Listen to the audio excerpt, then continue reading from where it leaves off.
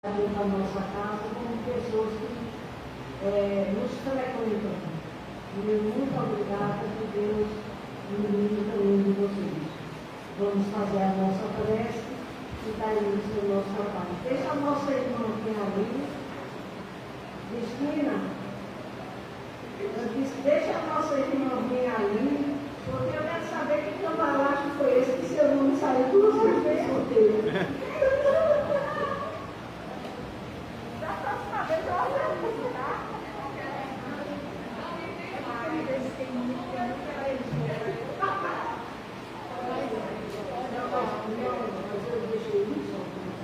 Aí a gente sorteou. Bem, vamos fazer a nossa prece. Nosso Pai, que estás em toda parte, santificado seja o teu nome, em louvor de todas as criaturas. Venha a nós o teu reino de amor e sabedoria. Seja feita a tua vontade, acima dos nossos desejos, tanto na terra como nos círculos espirituais. E com o nosso comportamento dá-nos hoje. Perdoa as nossas dívidas, ensinando-nos a perdoar os nossos devedores, com esquecimento de todo mal. Não permitas que venhamos a cair sobre os golpes da tentação, da nossa própria inferioridade. Livra-nos do mal que reside em nós mesmos, porque só em ti brilha a luz eterna, do reino e do poder, da glória e da paz, da justiça e do amor, para sempre assim. Jesus amado, mestre de infinita bondade, pedimos as tuas bênçãos para o trabalho que ela se inicia. Permita, Senhor de amor, que a espiritualidade unida se faça presente nesta casa. Que ela possa nos instruir e inspirar em todos os trabalhos a serem realizados por gente. Sim, Senhor. Vamos ouvir o nosso irmão.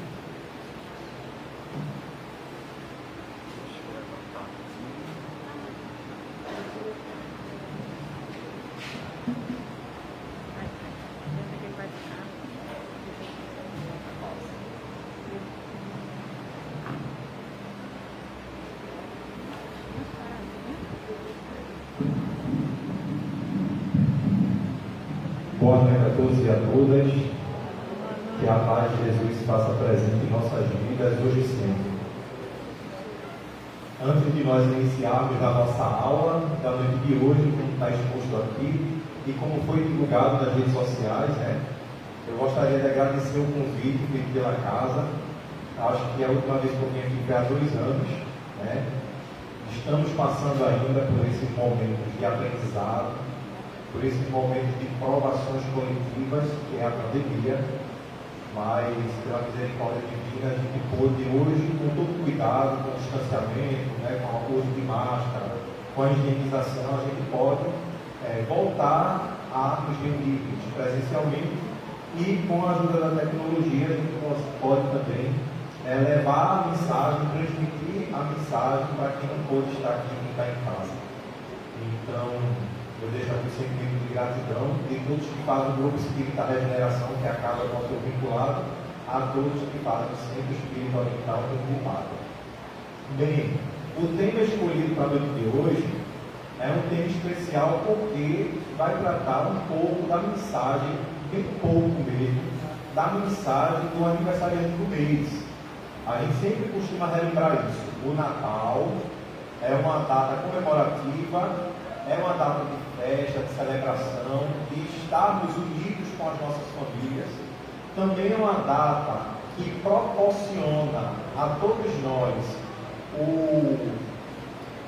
o crescimento da solidariedade, da fraternidade, da caridade, porque nós acabamos ficando mais sensíveis, a energia mesmo, a psicosfera do planeta proporciona isso. A gente tem um olhar mais caridoso para o outro que sofre.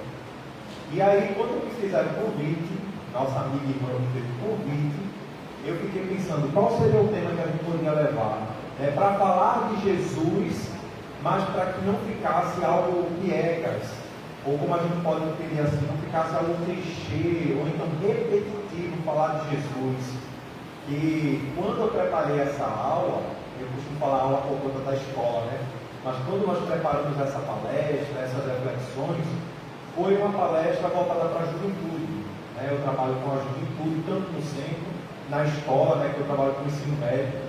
Então, toda vez que eu ia falar sobre alguma coisa do Espiritismo ou do Evangelho para jovem, eu tenho que trazer uma roupagem atual. Eu tenho que contextualizar a mensagem do Evangelho e a mensagem da doutrina espírita para uma linguagem mais fácil, sabe? Mais dinâmica, mais do dia a dia, mais simples. E aí, quando eu pensei, como é que eu posso falar de Jesus para o jovem? Porque quem convive com o jovem, né, com o adolescente, com a criança, ou então como a gente até fala, com a pré-mocidade, nós vamos observar que o jovem ele tem algo muito interessante. Ele não vai gostar de perder tempo, como eles falam, né, uma perda de tempo, onde poderia estar fazendo outra coisa que para eles são coisas mais interessantes, com um conteúdo ou com um conhecimento que para eles não tem prática, eles não têm aquilo para colocar na vida deles.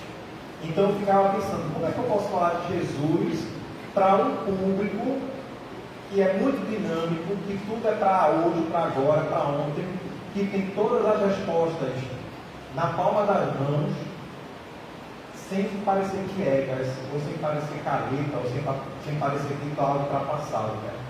E aí a gente pede inspiração à espiritualidade e surgiu esse tema aqui, Jesus, o revolucionário do amor.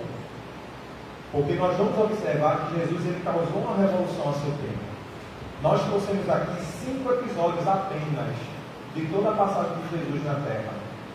E o que é para mim mais importante, e que o Espiritismo traz muito isso, né, a gente tem que levar em consideração, outros irmãos nossos de outras denominações religiosas, católicos, protestantes, né, nas suas variadas denominações evangélicas, muitas vezes eles me perguntam, inclusive até lá no trabalho mesmo, na escola, Emanuel, por que o Espiritismo fala tanto de Jesus? Veja que interessante.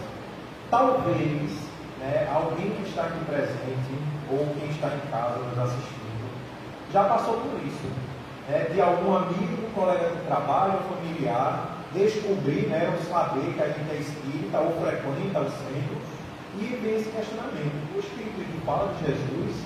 E o que é que o Espiritismo fala de Jesus? E a gente vai ver que existe um diferencial muito importante na visão espírita para com Jesus, né, que vai fazer esse grande, podemos dizer assim, divisor de águas, de como o Espiritismo compreende Jesus. É que para a doutrina espírita, Jesus não é um objeto de culto. Jesus não é um objeto de culto. Jesus não é apenas uma imagem que a gente coloca num quadro e pendura na nossa casa, né? Na parede da casa. Jesus não é apenas um texto no pescoço, né? Ou então um cordão com a imagem, um crucifixo. Jesus não é apenas uma Bíblia ou um Evangelho que a gente põe embaixo do braço e caminha. Né? Jesus não é apenas um dizer, né, bonito, profundo que a gente estampa na camisa e usa, né, e veste. Para o Espiritismo, Jesus é uma verdade que, para poder fazer diferença no planeta, tem que ser vivenciada.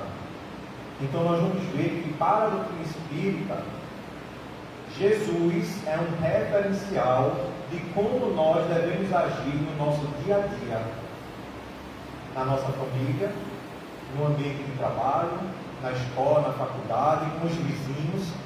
Então, o grande diferencial do Espiritismo para as demais religiões que todos nós respeitamos é que Jesus não é apenas um objeto de culto.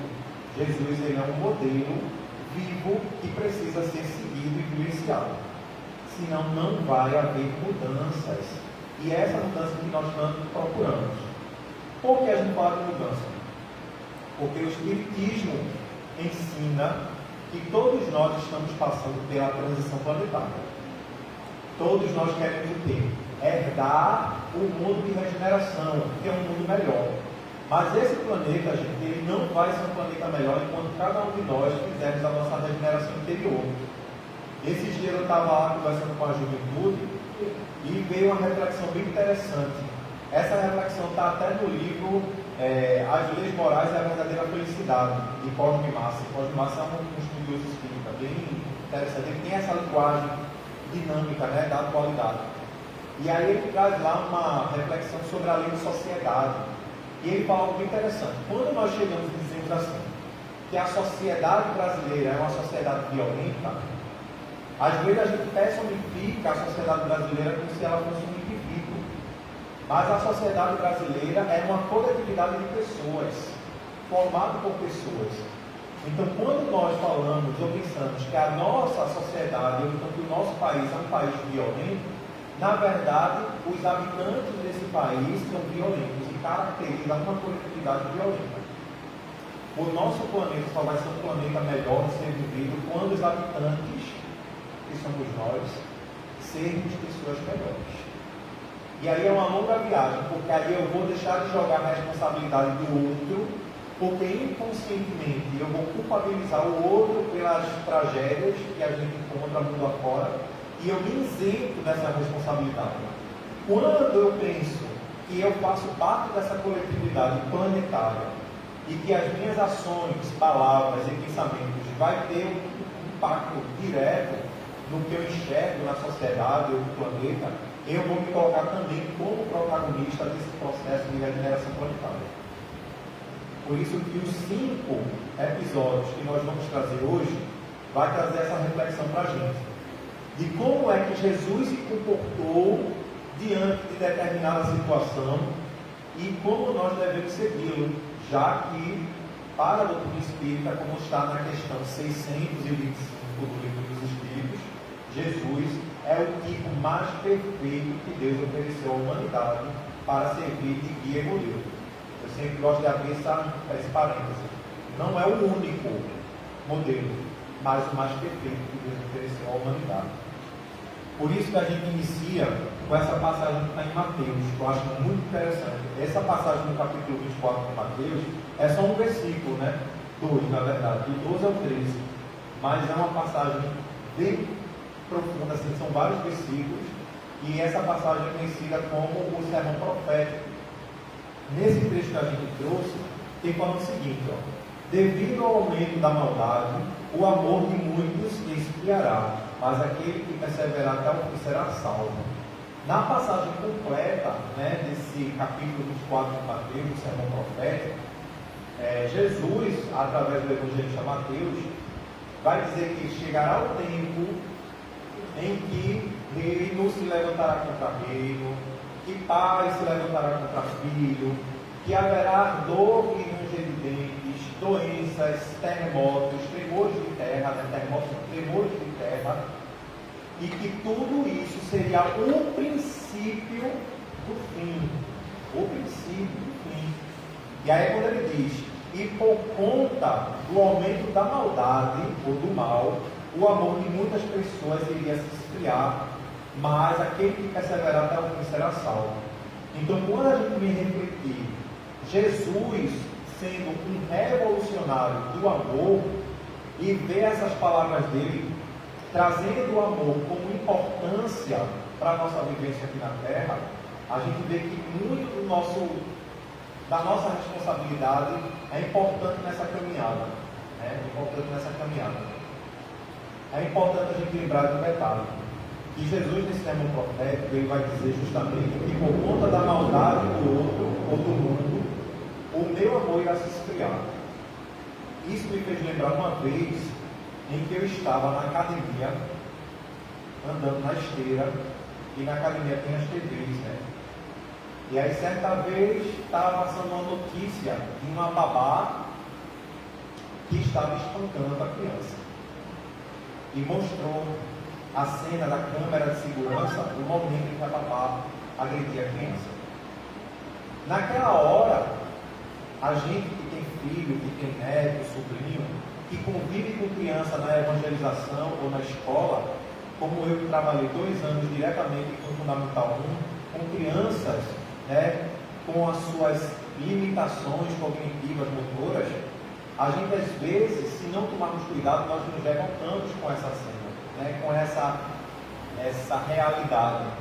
E é sobre isso que Jesus fala, porque eu me recordo que quando mostrou a cena na TV, as pessoas que estavam em minha volta, fazendo seu treino, tiveram o discurso do seguinte: era bom que alguém pegasse ela e fizesse a mesma coisa.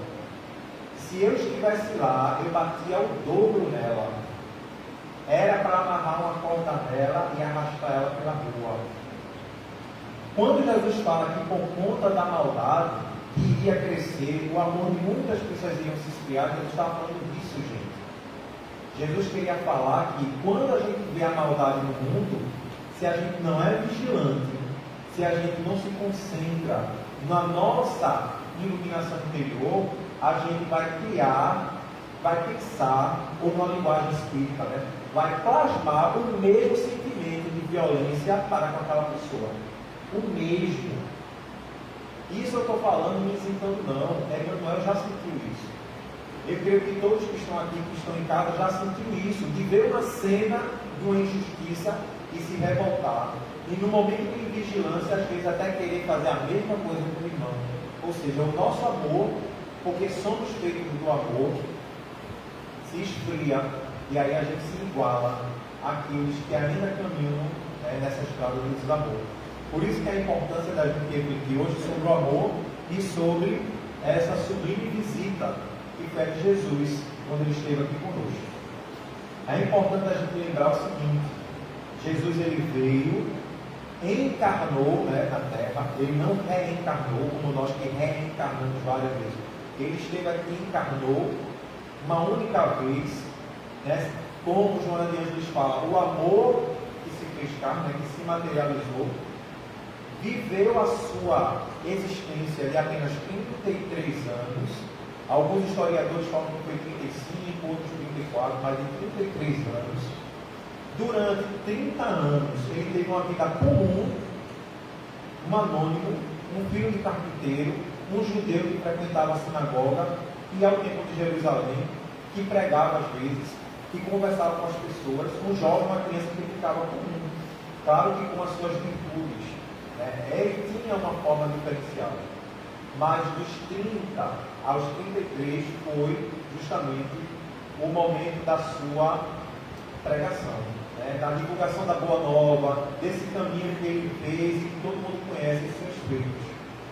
E depois ele passa pelo Calvário, pela entrega de Judas, pela negação de Pedro, pelo Calvário, pela cruz. Ele ressurge após 3 dias de diversas formas para várias pessoas, antes de retornar ao mundo espiritual, porque esse ressurgimento de Jesus foi uma materialização perispiritual.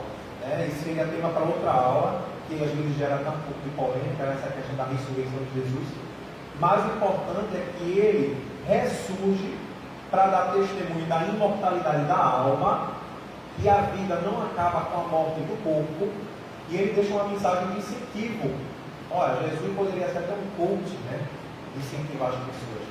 Jesus, quando aparece, a sua última aparição para os discípulos, antes de seguir para o mundo espiritual, Jesus fala: agora vão, espalhem a boa nova, o Evangelho, e não tenham medo, porque eu estarei com vós até a consumação dos tempos. E aí Jesus retorna ao mundo espiritual, permanece atuante conosco, não diretamente, mas de diversas formas, e a gente está aqui, desde aquela época, nessas idas e vindas das nossas existências, tentando divulgar a Boa Nova, vivenciar a Boa Nova, espalhar esse amor. Então essa sublime visita de Jesus, ela impacta a humanidade, tanto que todos os livros de história vai dividir a história da humanidade antes e depois dele, inclusive culturas que nem são cristãs.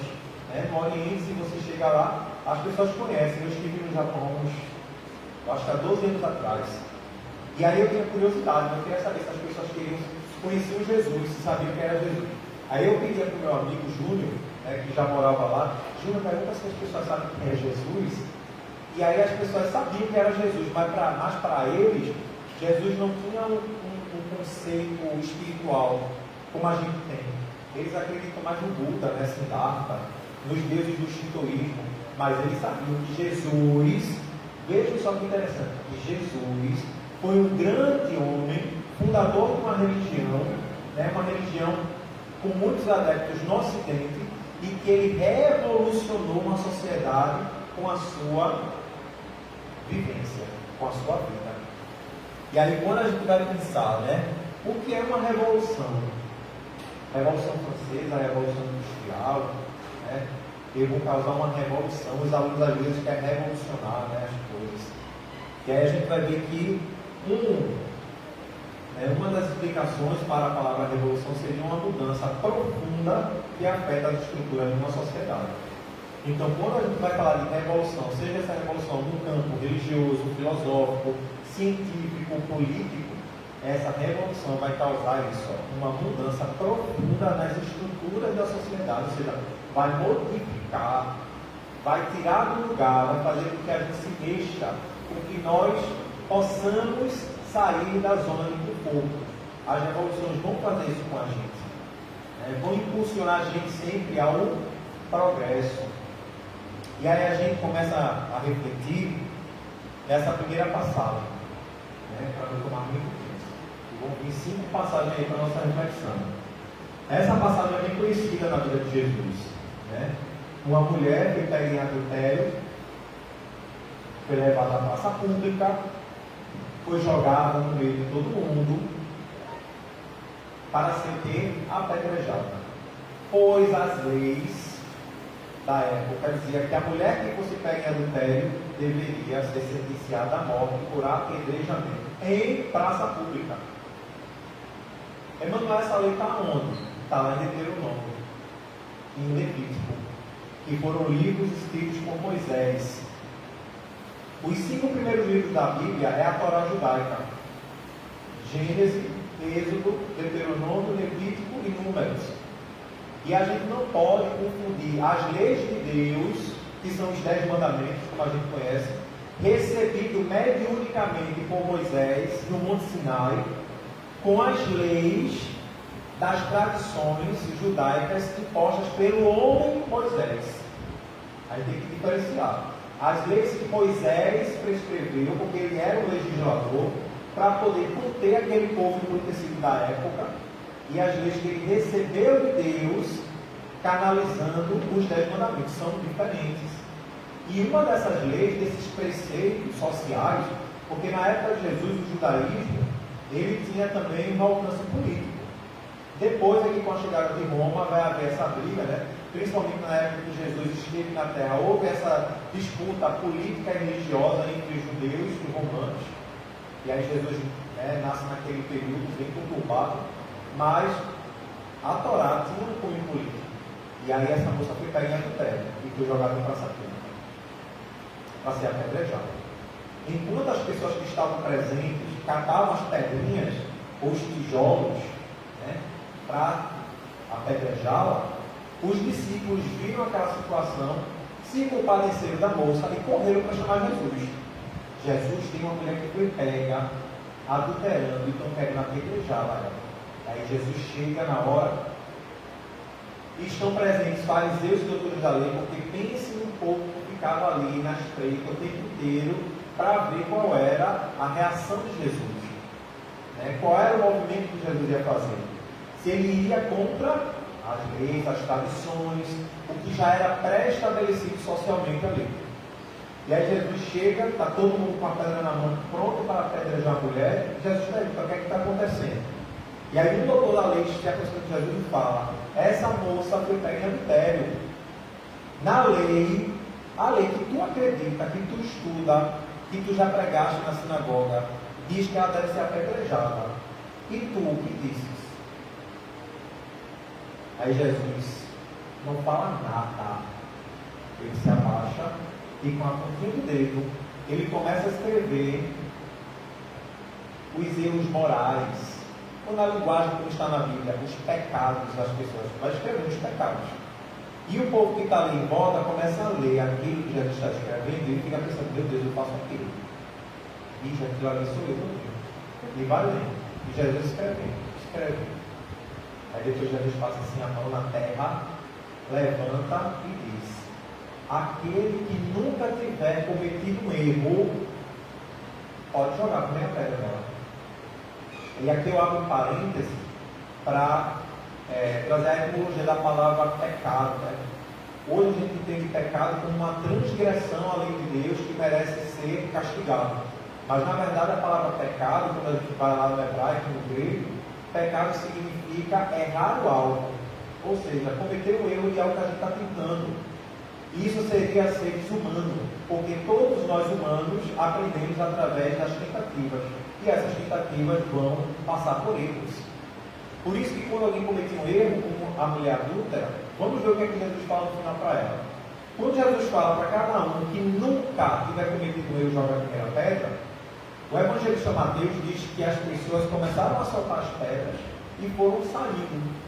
E começaram pelos mais velhos. Aí a Haroldo até brinca, Haroldo é um estudioso espírita, né, dos evangelhos.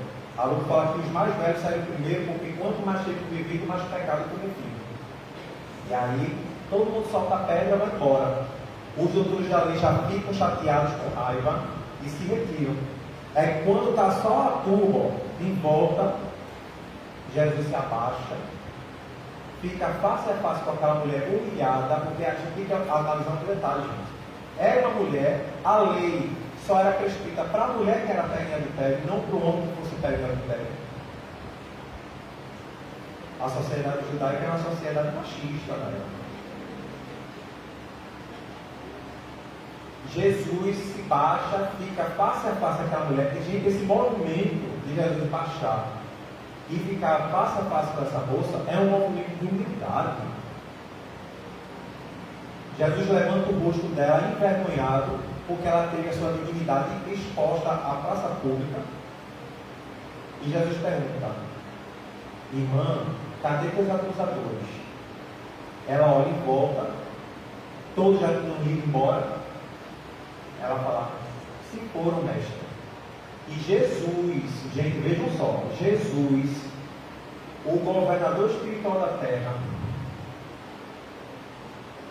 o modelo e guia da humanidade, aí eu vou falar várias linguagens, o Salvador, né, o rei da tribo de Judá, o leão de Israel, o príncipe da paz, o espírito mais perfeito que a gente tem conhecimento, olhou para aquela mulher escarnecida na sociedade e falou: se ninguém te julga, eu também não te julgo. Aí veja, às vezes quando Emmanuel está querendo julgar uma pessoa, e eu lembro desse episódio do meu Deus, se Jesus não julgou aquela criatura, quem é Emmanuel para estar julgando as pessoas? Mas aí ele faz, né, a orientação, ele deixa a orientação: vá e não volte a cometer erro, para que não aconteça outra coisa pior, mais dolorosa. Porque na verdade, gente, esse conceito que a gente tem de pecado, transgressão, culpa e castigo é um conceito que foi mal compreendido e imposto pela igreja da época para tratar a gente com medo, oprimir, subjugar as pessoas pelo medo, que se a gente saísse daquilo que era imposto, a gente estava em pecado e iria receber um castigo, sentiria culpa e sofreria.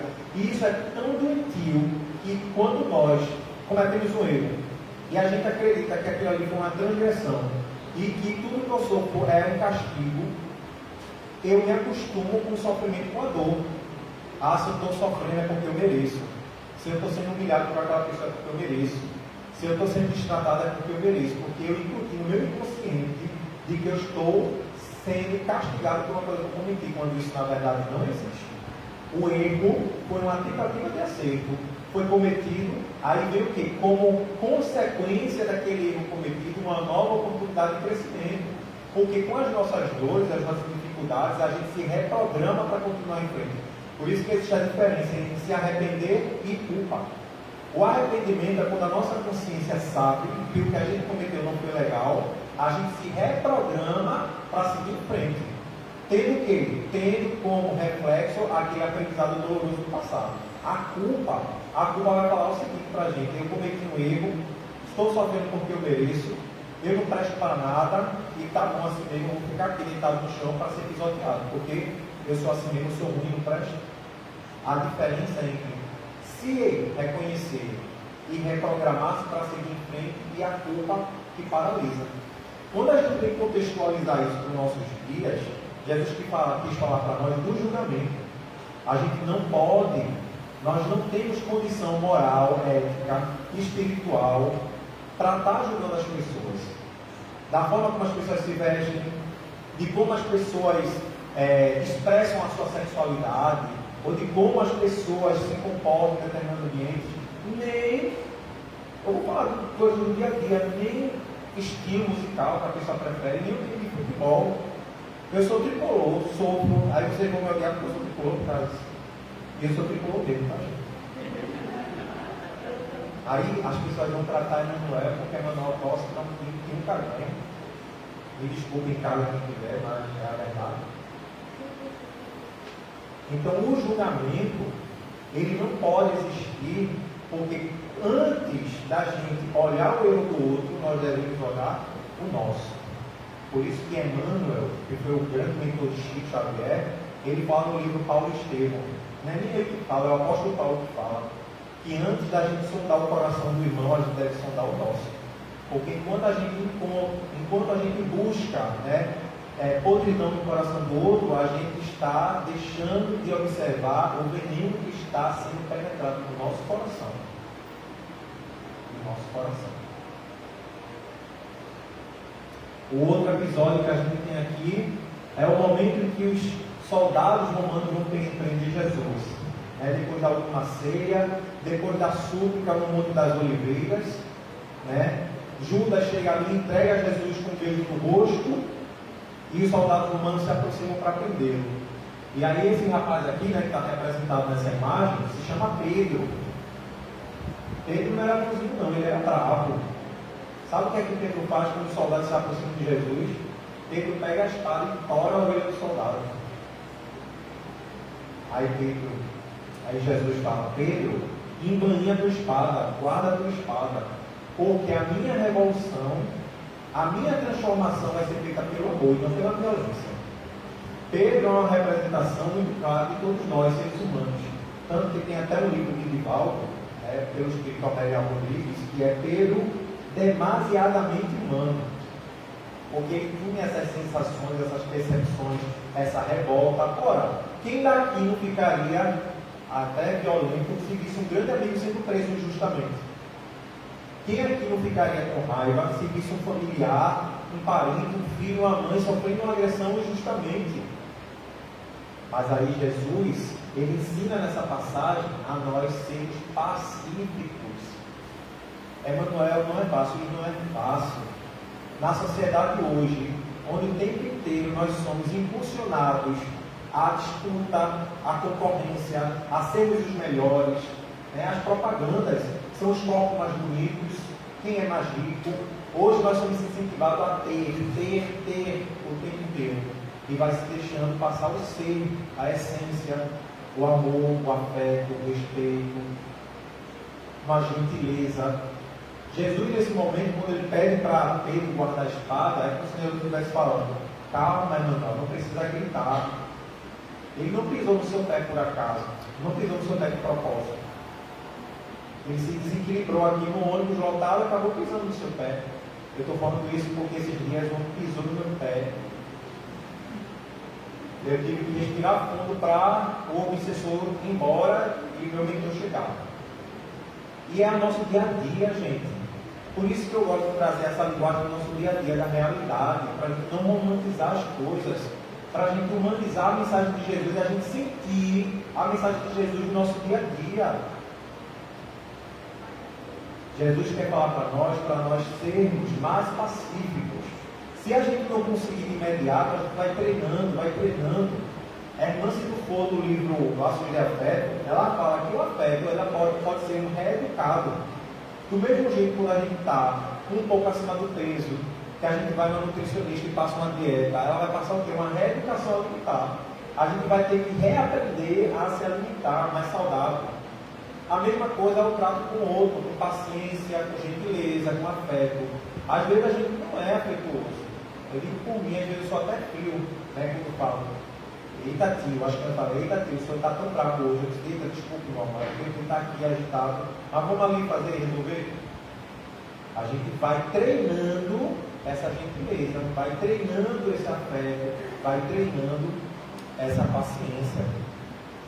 Nesse terceiro exemplo, é aquele momento em que Jesus descia de Jerusalém para Jericó, passa pelo vale dos leprosos, E lá ele encontra diversas pessoas que viviam afastadas. Né? A lepra, que hoje a gente conhece como hanseníase, era uma doença da pele, e para os judeus, toda pessoa que tinha uma doença de pele, e pele tem um significado de contato, né? de conexão com o sagrado, é porque eram impuras. Ora, se a minha pele, que é a minha conexão com o sagrado, está com manchas, com feridas, é porque eu estou desconectado com o Criador. E essas pessoas, para não contaminar as outras, eram afastadas do convívio social, eram retiradas mesmo da sua família, do seu trabalho, e iam viver afastadas da cidade, né? O que eles conheciam como os malos, os leprosos. E Jesus passava por ali, viram aquelas pessoas, as pessoas já ouviram falar de Jesus, o avistaram de longe.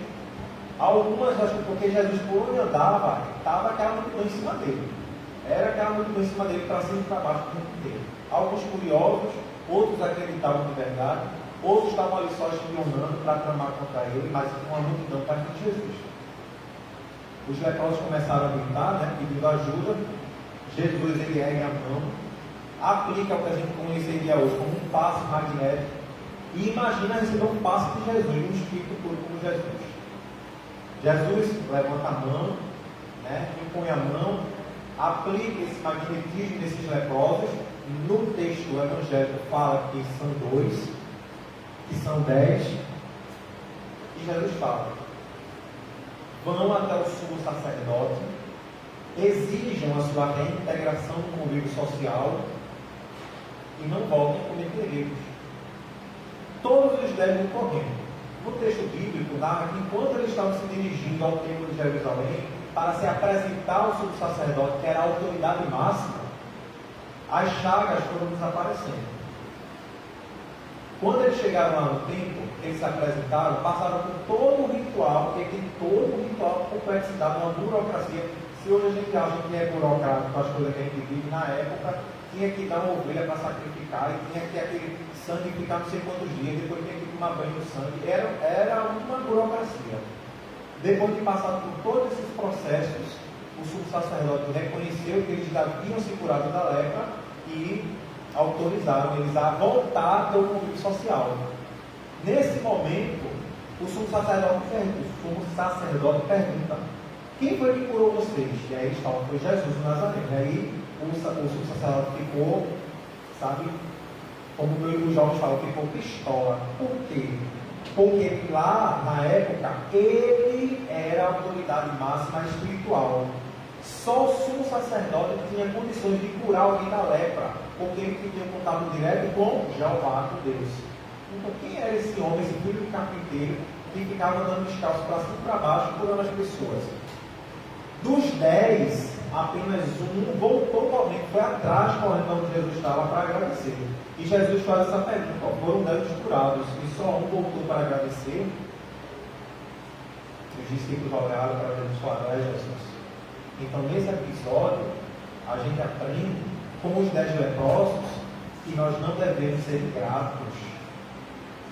Nós não devemos ser gratos com as bênçãos que nós recebemos todos os dias. Irmão, não, a gente recebe bênção todos os dias, recebemos. Uns em graus maiores, outros menores. Talvez a nossa visão está muito arraigada ao negativo, aos problemas, mas a gente não consegue ver as outras, né, situações da nossa existência, e a gente não tem esse movimento, esse sentimento da gratidão. Eu vou contar um exemplo bem rápido de como a gente pode enxergar isso na minha vida, porque quando é para falar de coisa ruim, eu falo de mim mesmo. Falar coisa boa, eu falo dos outros. Nessa época eu trabalhava num escritório em Boa Viagem.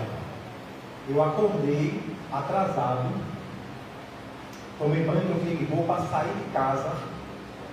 Eu andava lá da Avenida de Carvalho até a Caxangá para pegar um ônibus, economizar passagem. No meio do caminho, não sei que mistério foi esse da natureza, começou a chover um dilúvio da Arca de Noé. Fui o mais rápido possível. Quando eu cheguei na Caxangá, que eu parei embaixo do ponto de ônibus, a chuva parou. Eu estava ensopado, até meu pé esquerdo tinha se molhado. Subi no ônibus lotado, CDU Caxangá Boa Viagem. Quem andou de CDU Caxangá Boa Viagem sabe que para você entrar ali é um treinamento intensivo com Brau. Cheguei lá em Boa Viagem, desci, isso tudo me atrasei. Quando eu cheguei no escritório, levei bronca da minha chefa, sentei, todo molhado, me enxuguei e comecei a trabalhar. Quando chegou na hora do almoço, o que foi que eu lembrei? Que na hora da pressa eu esqueci o almoço lá na geladeira. O que foi que eu almocei? Metade de um pacote de bolacha creme-crack. Continuei trabalhando, larguei às 17 horas. Peguei engarrafamento lá da Domingos Ferreira, da Gaminon, cheguei na Caxangá, desci, tive que andar da Caxangá até a minha casa para poder usar só uma passagem. Quando eu cheguei em casa, tratei todo mundo de casa mal, porque quando a gente chega em casa com os problemas, a gente desculpa dos outros, né? Porque se meu dia foi ruim, todo mundo tem que ser ruim também. Tratei todo mundo de casa que estava mal, estava em casa, tratei com arrogância. Tomei banho e deitei da cama. Aí aquela coisa ruim de mim, a gente pega o celular, o WhatsApp, aí vai procurar alguém para descarregar a energia ruim da gente, né? O mais conhecido como desabafar, ou desabafar. Aí eu cheguei num grupo de amigos que eu conheço desde a infância e falei, gente, meu dia hoje foi horrível. O que foi que houve? Acordei tarde, saí, me molhei na chuva, até que eu me lotava, esqueci meu almoço, e ela tanto por mim. Aí um amigo me chamou no privado. Ele chegou para mim e falou, Emanuel, eu queria só te fazer uma reflexão. Que eu tenho certeza que você vai entender. Porque você é espírita. Quando você acordou, você estava dormindo no chão ou você dormiu numa cama, fofinha, bem confortável? Dormiu numa cama. Quando você tomou banho, tu tomou banho num rio sujo ou tu tinha água encanada no chuveiro? Eu tinha água encanada no chuveiro. Quando tu andou da tua casa até a Caxangá para pegar ônibus, mesmo se molhando, tu foi de muleta, numa cadeira de rodas ou tu foi andando? Eu disse, eu fui andando. Quando tu pegou o ônibus, tu pediu para entrar por trás porque tu tinha dinheiro para pagar ou tu tinha dinheiro para pagar a passagem? Eu tinha dinheiro para pagar a passagem. Quando tu chegou no trabalho, tu foi procurar emprego num país que tem tantos desempregados, tu tinha teu emprego certo, chegasse lá para trabalhar. Tinha meu emprego certo. Na hora do almoço, tu ficou sem comer nada ou tu tinha ainda a bolacha creme-crack? Eu tinha a bolacha creme-crack. Quando tu largou do trabalho, que tu voltou para casa, tu estava indo dormir numa marquisa ou numa calçada, ou tu sabia que tu tinha um lar, com uma família que te ama, com comida na geladeira, com chuveiro, com uma cama confortável para tu dormir, e um ventilador para mim só para não ficar na pele de todos, né? Eu disse, eu tenho tudo isso. Então, irmão, às vezes a gente fica tão preso nas coisas negativas, nos problemas, nas dificuldades, que a gente não consegue enxergar as coisas boas e as bênçãos que a gente tem na nossa vida, em comparação a outras pessoas que tanto sofrem. É o sentimento de gratidão que às vezes a gente não consegue trabalhar no nosso dia a dia. Já chegando perto do final, tem esse episódio em que Jesus vai no templo de Jerusalém, um dia de sábado, e para quem não sabe, dia de sábado era proibido fazer qualquer atividade de cura, de espiritualidade no templo. Lá dentro tinha um homem que tinha a mão mirrada, uma mão atrofiada, né? Tinha uma deficiência. Jesus entra, cura a mão daquele homem. Mais uma vez os doutores ali se aproximam, o acusa de estar ali derrubando as leis, porque era proibido curar no templo, muito menos dia de sábado. E Jesus faz essa pergunta aqui, ó. Se vós sois o pastor, e uma das tuas ovelhas se desgarra e cai no poço, e fica ali se afogando, tu vai salvar a ovelha ou vai deixar ela morrer afogada, por ser um dia de sábado? Observe, em todos os momentos em que Jesus interage com as pessoas, ele não impõe, ele não pressiona a pessoa, sabe? Ele não vai ali sufocar a pessoa, ele sempre faz uma pergunta filosófica e vai fazer aquelas pessoas refletir sobre as suas atitudes. E a própria consciência do indivíduo dá a resposta, porque como a doutrina fala que as leis de Deus se encontram em nossa consciência.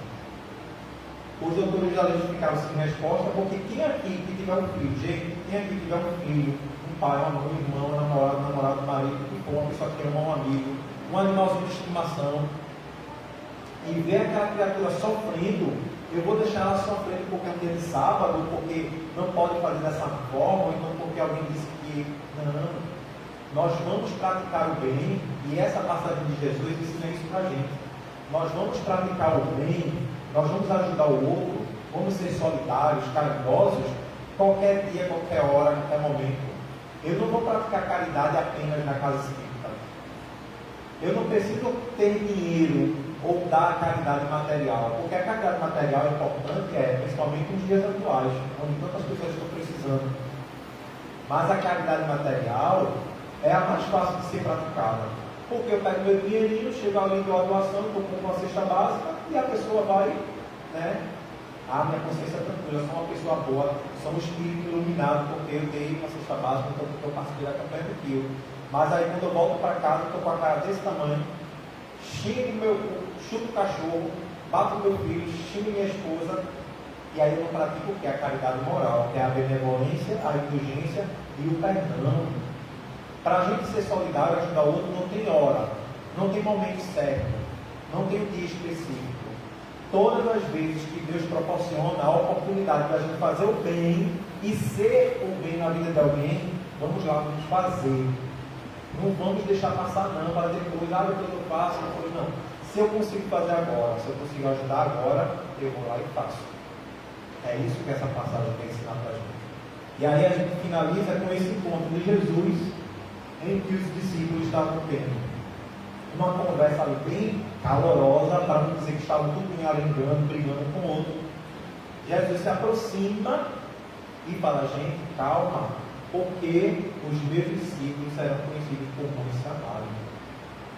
E aí ele serve uma reflexão muito importante, porque no último censo do IBGE, gente, que foi em 2010, já que em 2020 não teve, né, por conta da pandemia, mas no último censo do IBGE foi dito, né, foi mostrado que mais de 90% dos brasileiros se dizem cristãos. Em primeiro lugar, católicos, em segundo lugar, evangélicos e em terceiro lugar, espíritas. Mas tanto para nossos irmãos católicos, para nossos irmãos evangélicos e para nós espíritas, Jesus é o maior referencial de ética e moralidade. Mas por que será que numa sociedade com mais de 90% de indivíduos que se dizem cristãos, a gente vai ver o Brasil no top 10 dos países mais violentos, dos países que têm mais crime de racismo, de homofobia, de corrupção? Porque existe um grande abismo que vai separar a teoria da prática. Porque eu posso saber todos os versículos do Evangelho, eu posso saber todas as perguntas e respostas do livro dos Espíritos, mas se eu chego ali fora e eu chuto um cachorro, se eu jogo no lixo, no chão, se eu cuspo na cara de um irmão que está em situação de rua, eu não estou conseguindo vivenciar aquilo que eu sei na teoria. Por isso que Jesus fala que os discípulos serão conhecidos por muitos se amarem. Nós, enquanto seres humanos, vamos ser reconhecidos enquanto humanos quando a gente consegue vivenciar o sentimento mais simples, mais puro, mas ao mesmo tempo mais difícil, que é o amor para um com o outro. E aí a gente vai saber que o amor tem várias escalas. A forma como eu amo minha mãe é diferente de como eu amo minha namorada, é diferente de como eu amo meu amigo, de como eu amo meu cachorrinho, meu gato. Mas mesmo cada tipo de amor sendo um amor expressado de forma diferente, mas é amor. É uma essência de zelo, de cuidado, né, para com o outro. E encerramos com essa mensagem que está no Evangelho segundo o Espiritismo, né, que vai falar da lei de amor, onde diz o seguinte: o amor resume a doutrina de Jesus toda inteira, visto que é o sentimento por excelência, e os sentimentos são os instintos elevados à altura do progresso feito. Em sua origem, o homem só tem instinto. Quanto mais avançado e corrompido, só tem sensações. Quando instruído e depurado, tem sentimentos. E o ponto delicado do sentimento é o amor. Não amor no sentido vulgar do termo, mas esse sol interior que condensa e reúne, em seu ardente fogo todas as aspirações e todas as revelações sobre-humanas. A lei de amor substitui aquele que, ultrapassando a sua humanidade, ama com amplo amor os seus irmãos em sofrimento. Ditoso aquele que ama, pois não conhece a miséria da alma nem a do corpo. E essa era a nossa mensagem da noite de hoje. Agradeço a paciência e a humildade de me ouvir e que Deus nos abençoe. Um ótimo Natal, um feliz ano novo, que a gente consiga passar desse ano para o outro ano refletindo sobre o que aconteceu com a gente nessa existência, nesses 2 anos, 2020 e 2021, e que a gente possa se reprogramar para continuar a nossa escala. Eu não posso romantizar e dizer aqui que 2022 vai ser ótimo, maravilhoso, todo mundo. Não vou falar isso. Mas o que eu posso dizer aqui, a certeza que eu tenho aqui é que cada um de vocês que estão aqui presentes estão dando o melhor de vocês. E cada um que está aqui presente vai continuar se esforçando para se melhorar, para si mesmo e para o próximo. E que cada um que está aqui presente, em nenhum momento das suas vidas, estão desamparados da espiritualidade. Porque muitos corações estavam por nós, com certeza. Tá, Pai, muito obrigado.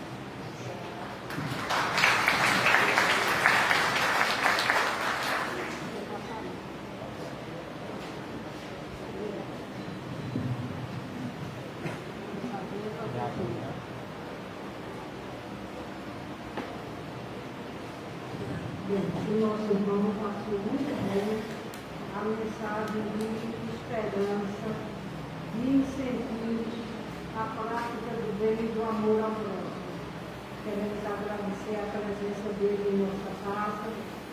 Vamos encerrando assim as nossas atividades na noite de hoje. Retornaremos no dia 6 de janeiro, na primeira quinta-feira do ano.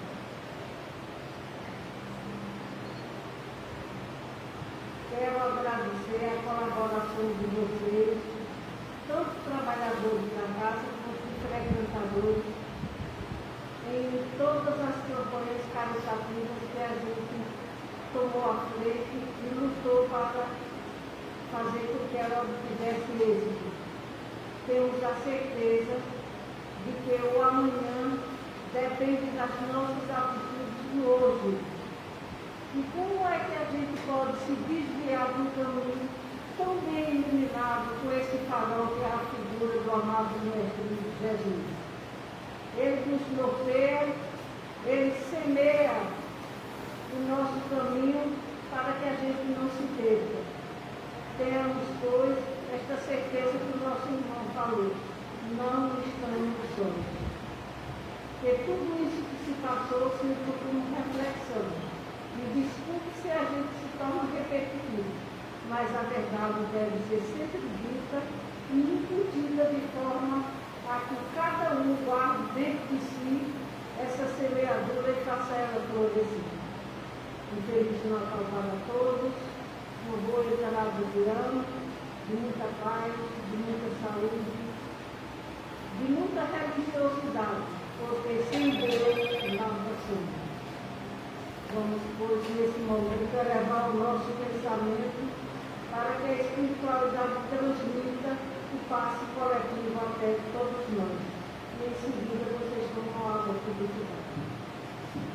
Jesus, mestre remado, aqui estamos diante de ti, pedindo e implorando, para que tuas bênçãos de luz desçam sobre esta nossa casa, abrigando todos os corações, irmãos encarnados e desencarnados que aqui se encontram, que possamos, Senhor, ser merecedores da tua luz, da tua misericórdia e do teu perdão, e que possamos ter a oportunidade de te servir hoje e sempre.